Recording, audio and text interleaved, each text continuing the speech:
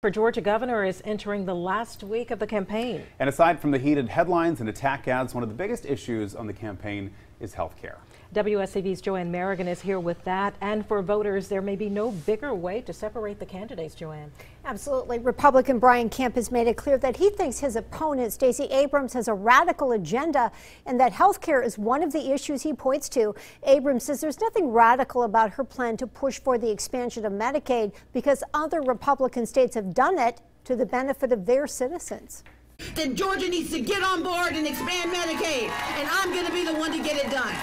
At a recent campaign stop, Abrams said not expanding Medicaid in the past 4 years has hurt the state. Georgia has more rural hospitals on the brink of closure than almost any other state. Democrat Abrams says Georgia has left billions of federal dollars on the table, money that could have been used to help rural health care systems with reimbursement and to provide a lot more people with health coverage. With the expansion of Medicaid, we can save rural hospitals, cover more than 500,000 Georgians, and invest in all of those communities to the tune of $3 billion. Medicaid is a state and federal partnership to provide insurance for low income who can't afford it. The expansion was part of the Affordable Care Act, which Republicans took to calling Obamacare, and it became controversial pretty quickly. Well, I don't support expanding a failed, broken government system. That's no way to fix the problem.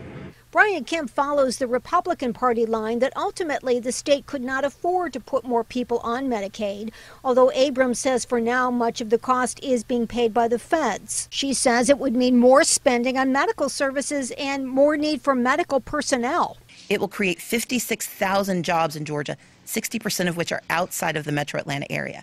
She wants higher taxes, bigger government, a single-payer, radical government takeover of health care. Kemp, though, says Abrams' support of a Medicaid expansion is just part of an overall agenda on health care.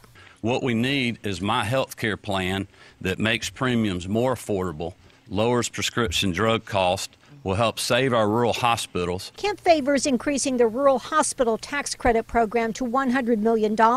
Taxpayers make contributions to hospitals and then take a deduction. The Georgia Department of Community Health lists 49 rural hospitals that need financial help.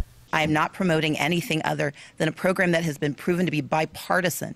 Abrams says a number of red states have expanded Medicaid and that published polls show that now 70% of people in Georgia would favor an expansion.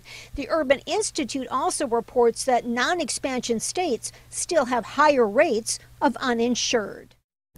And as you heard there, Kemp says he won't support Medicaid expansion. He says it would mean forcing the state to ultimately pay more. Now, Abrams says Georgia has been short-sighted for not taking the billions that the federal government would have funneled back to the state. One thing I think both candidates can agree on is that health care matters to people. They agree on this, too. They say do your homework on their positions before you cast your vote. Joanne Merrigan, WSAV News 3.